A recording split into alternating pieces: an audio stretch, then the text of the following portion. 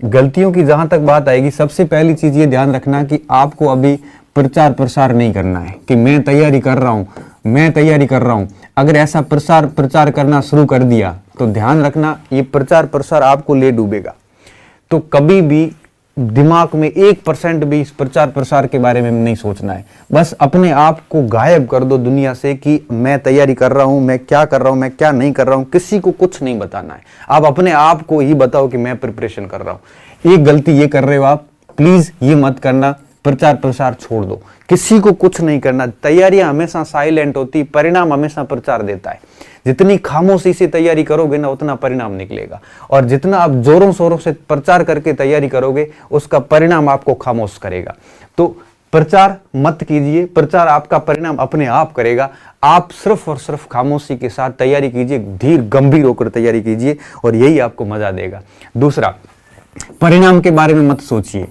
परिणाम के बारे में कब देखो, परिणाम, इसके अलावा पद की संख्या कितनी है, परिणाम के बारे में सोच लिया, पद की संख्या सोच ली, परीक्षा तिथि के बारे में सोच लिया, और ये सारी अगर चीजें सोची तो निश्चित रूप से आप भयभीत हो जाओगे। और भयभीत होने के बाद में हमेशा देखना, भय में कभी प्रदर्शन अच्छा नहीं होता है, भय में व्यक्ति का प्रदर्शन बिगड़ जाता है।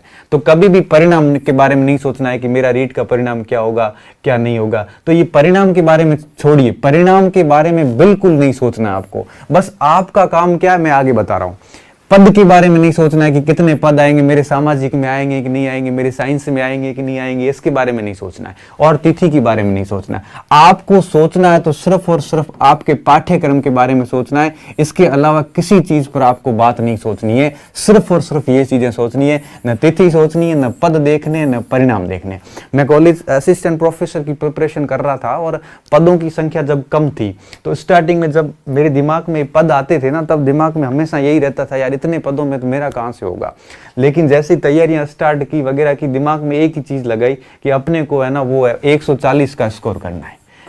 अब मैं कॉलेज की बात कर रहा हूं, आपकी रीट की है तो आप अपना ये टारगेट रखो कि मुझे 120-25 से ऊपर स्कोर बिठाना है।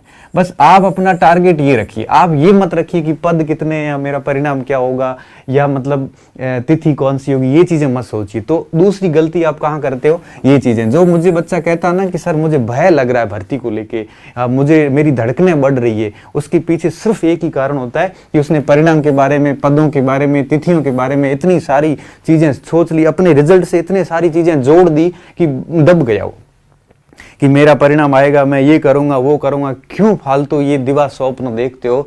चीजें छोड़िए और अपने पाठ्यक्रम को 4-5 बार ढंग से तैयार कीजिए, परिणाम अपने आप आपके पक्ष में आ जाएगा, भले कितने ये पद हो वगैरह हो।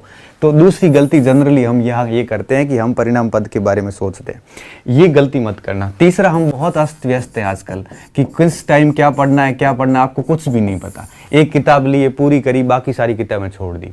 आपको ये भी नहीं पता आज इतिहास पढ़ी है, कल साइकोलॉजी पढ़ रहा है, परसों शिक्षण विद्या पढ़ रहा है, कभी गणित पढ़ रहे हैं, कभी विज्ञान पढ़ रहे हैं। ऐसा आपका कभी सिलेक्शन नहीं होगा। मेहनत करना है, लेकिन ध्यान इस चीज का रखना, अगर आपका डायरेक्शन सही है नहीं है तो कभी मंजिल नहीं आएगी। मान लो ये मंजिल है यहाँ पे और आप यहाँ खड़े हैं, आप यहाँ जा रहे हैं, अगर आपका रास्ता सही नहीं है तो मंजिल कभी नहीं आएगी, आप कितनी हार्ड मेहनत कर लो। तो ध्यान रखना इस चीज का, मंजिल तक पहुंचने के लिए रास्ता सही होना बहुत ज्यादा जरूरी होता है। तो सही राह चुनना। इस प्रकार से अस्त व्यस्त होकर आप कोई काम मत करना, अपने आप को नियमित करना, टाइम टेबल बना के पूर्ण रूप से काम करना। क्या करना मैं आगे जस्ट बता रहा हूं आपको किस तरह से टाइम टेबल सेट करना है। तो अस्त व्यस्तता की जो गलती आप करते हो वो मत करना। इसके अलावा 2 नावों पर सवार होने से बचना। अभी 4 महीने का टाइम है और ऐसी कंडीशन में अगर आप 2-3 परीक्षाओं पे फोकस करोगे, कुछ बच्चे कहते सर कॉलेज लेक्चर की करूं कि रीट की करूं। भाई औकात पे बात कर यार, कॉलेज लेक्चर की करेगी, रीट की करेगी, कहाँ सिलेबस में कॉमन कोई पॉइंट नहीं है।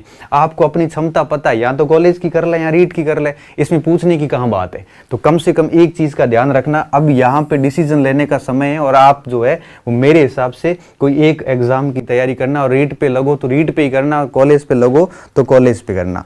तो ये चीजें करने से बचना। क्या प्रचार प्रसार मत करना, इन चीजों के बारे में फालतू मत सोचो, पाठ्यक्रम पूरा करने के बारे में सोचो, अस्त व्यस्त ना रहे और दोनों नावों पे सवार होने का काम न करें।